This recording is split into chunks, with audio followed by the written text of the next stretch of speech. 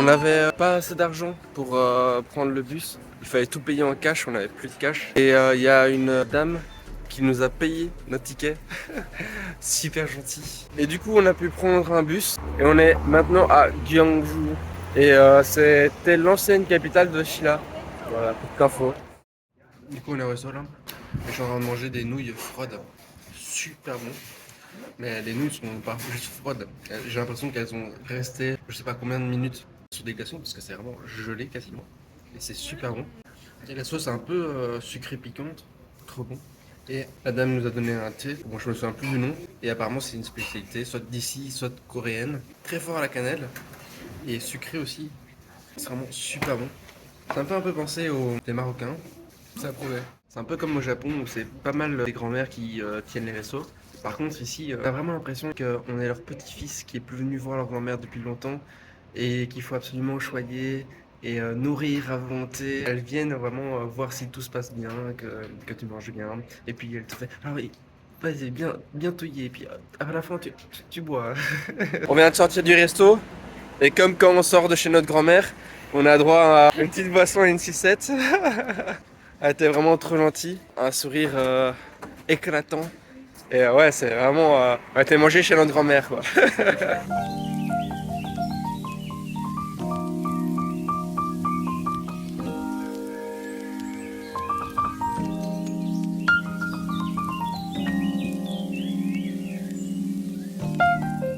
Ce n'est pas le paysage de Windows 10, mais ce sont des tumulus. Ce sont du coup des buts qui ont été faits sur les tombeaux d'anciens rois.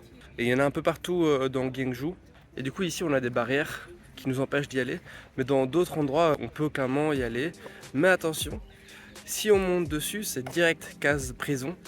Parce que c'est interdit ici et on peut vraiment aller en prison si jamais on escalade ces buts.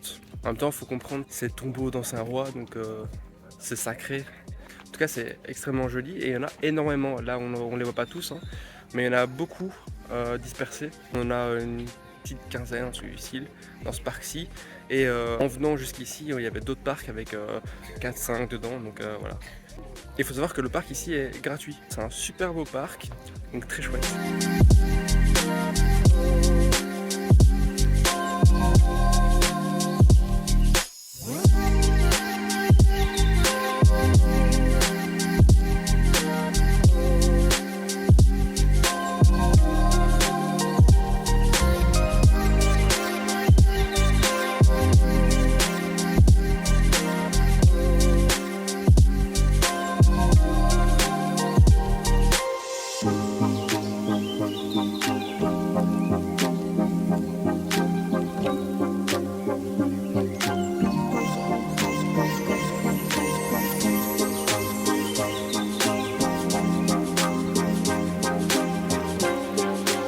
C'est un petit marché de nuit pour trouver un truc à manger ce soir. Il n'est pas très grand, mais il est quand même bien fourni. Il y a des stands partout. On voit les stands, hop. Sympa. Spécialité de Gyeongju, c'est du pain brioché avec des haricots rouges. C'est vachement bon.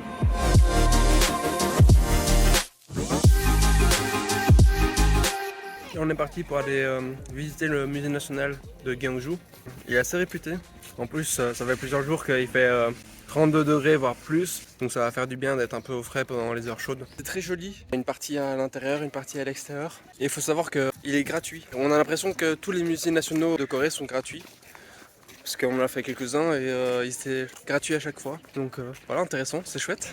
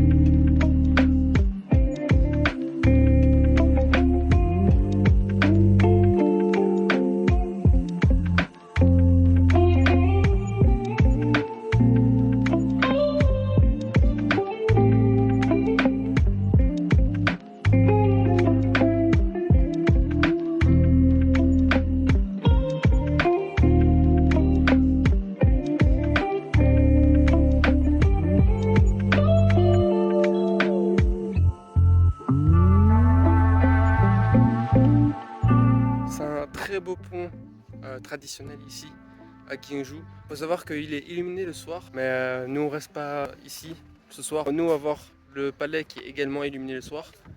Donc voilà, c'est à côté du village traditionnel qu'on voit là-bas, un peu très joli.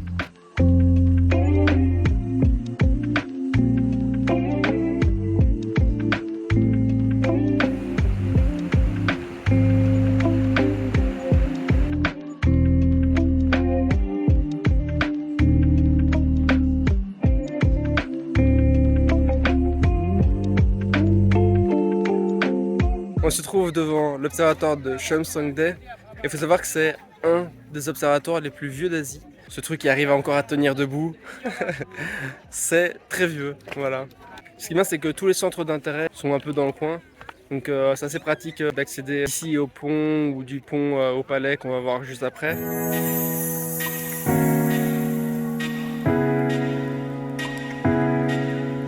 On est à l'étang Hanabji. Et on peut voir quelques pavillons qui sont éclairés avec du coup l'étang qui est un peu plus devant. Mais il y a un monde de fou furieux. On est un samedi, il fait chaud, il fait bon. Donc je suppose que ça amène beaucoup de monde. Mais c'est dingue la quantité de monde qu'il y a. Et on a payé 3000 won par personne. Donc c'est l'équivalent de 2,10 €. Et ouais, on a une belle vue quand même par contre.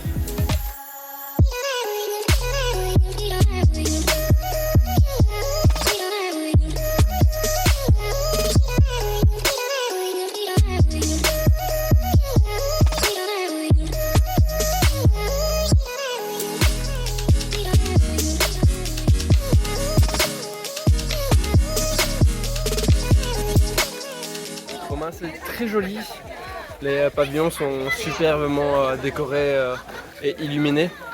Par contre il y a un nombre incalculable de personnes, c'est hallucinant, on est tous serrés comme des sardines. On se faisait la réflexion, c'est un peu comme quand on est en festival, quoi. Même pour rentrer, il y a tout le monde qui se presse pour prendre des billets et tout dans la file. Et puis ici, c'est vraiment tout le monde compressé que j'ai pas vu. Tout le monde compressé, il y a plein d'enfants qui te marchent sur le pied, qui crient. Beaucoup de stimuli d'un coup, donc le cerveau prend cher. Si y a moyen de le faire plutôt en semaine plutôt qu'en week-end, je pense que ce sera mieux déjà. Bon, sinon c'est joli, hein, vraiment l'expérience c'est à faire.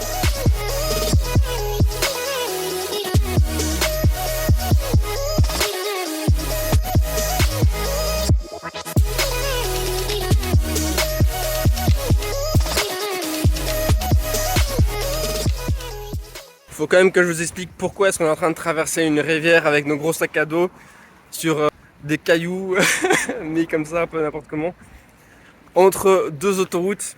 Bon, ça a commencé ce matin. Il est 18h passé, ça a commencé ce matin. On a voulu prendre un bus vers Andong et il n'y a que 2 bus par jour. Le premier bus était extrêmement tôt, donc on n'a pas pu le prendre. Et le deuxième bus était genre à 17h, mais il restait plus qu'une seule place. Donc on a pris un autre bus pour aller à une gare, prendre un train. Il y a genre un train ou deux trains par jour, pareil, qui était du coup à 18h. Et du coup, on arrive enfin à prendre un train vers Andong. Pas dans le même wagon parce qu'il n'y a plus de place. Ah ouais, on est même pas dans le même wagon. Enfin bref. Puis on a essayé de trouver un bus pour aller dans le centre et rejoindre notre hôtel. Et incompréhensible de où s'arrêtent les bus. Donc au final, on prend un bus qui a le bon numéro, mais malheureusement, il n'était pas dans le bon sens. Sauf qu'il s'arrête à le prochain arrêt, celui où on peut descendre directement, c'est en pleine autoroute. Et évidemment, pas moyen de traverser comme ça pour prendre un autre bus dans le sens. Et en plus, il n'y a pas de wifi, donc pas moyen de savoir quand passe le prochain train. Donc là, on est en train d'essayer de trouver un endroit où il y a potentiellement soit du réseau, soit un bus, tout simplement. Et du coup, pour ça, il faut aller rejoindre un endroit où il y a de la civilisation. Je dis ça en passant à travers des hautes herbes. Donc voilà, on est en train de traverser une rivière et des hautes herbes pour essayer de trouver un endroit où il y a de la civilisation et potentiellement enfin prendre un bus pour arriver au centre-ville. Voilà, au départ j'étais en mode ouais je vais pas filmer ça, c'est juste une journée où on va faire un déplacement. Et au final c'est tellement random cette journée que j'ai quand même sorti mon téléphone.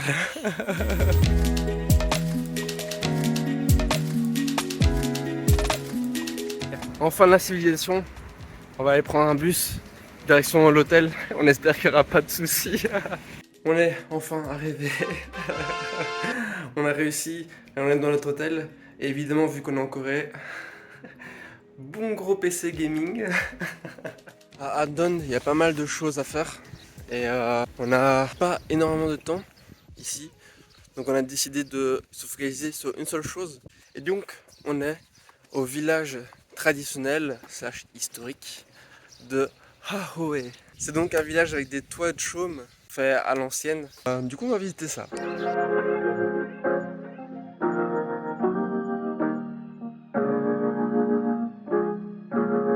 Dans le village traditionnel, il y a un musée des masques traditionnels. Du coup, il y en a qui font un peu flipper.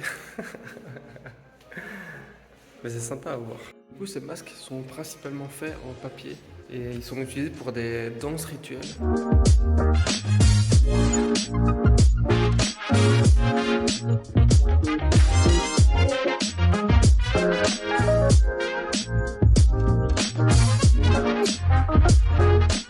Dans ce musée, il y a d'autres sortes de masques. On a aussi le masque Inca, africain, Asie, Europe. C'est assez impressionnant.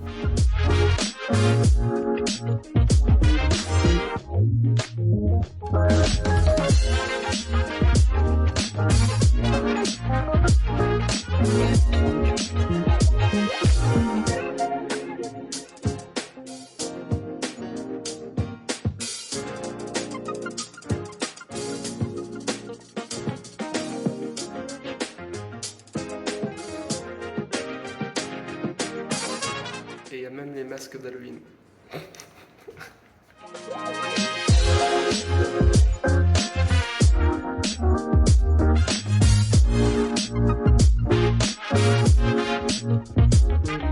C'est très sympathique, très paisible comme village. Il faut savoir qu'il y a encore des gens qui habitent dedans. Donc voilà, faut pas rentrer comme dans Zelda chez les personnes pour casser des pots. Non, non, les personnes habitent ici, donc faut pas les déranger. Alors qu'on croirait vraiment que c'est un village historique, un musée en plein air. En tout cas, c'est super joli.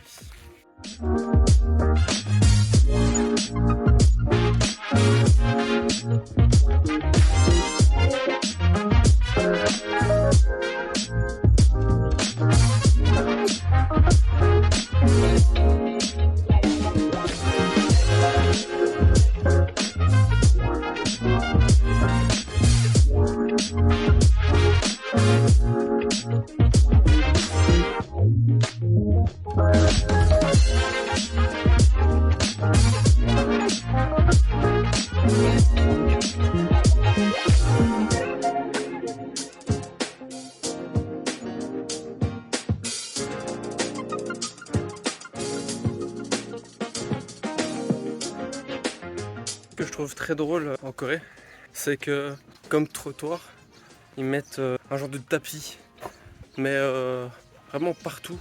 Dès qu'il y a des travaux ou quoi, hop, ils mettent des tapis, comme ça ils ont pas à refaire un trottoir. Et ici aussi, un tapis en corde comme ça, c'est assez particulier.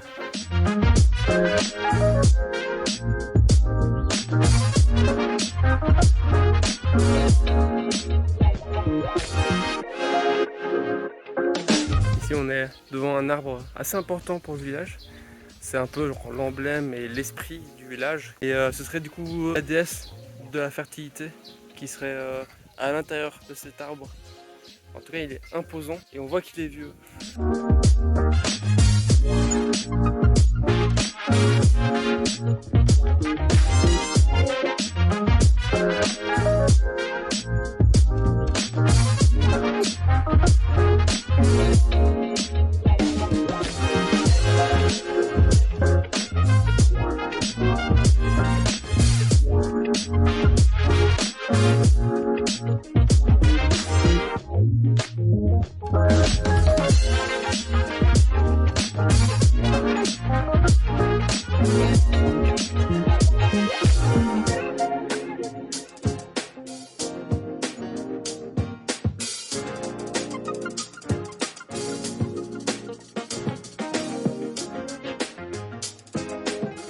Et on est en ce moment à Gyeongju. Gyeongju. Gyeongju. Gyeongju. On s'est engueulé par des vanilles.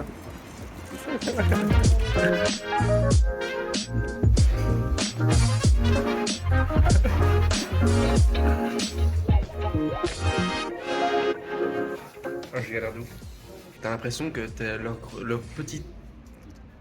petit-fils. Par contre ici t'as l'impression que t'es et qu'il faut absolument nourrir, échouiller et Choyer. échoyer. Choyer. On dit choyer. On peut dire chérir aussi, ouais. Choyer ça se dit, mais chouiller ça se dit pas. Ici du coup on a des...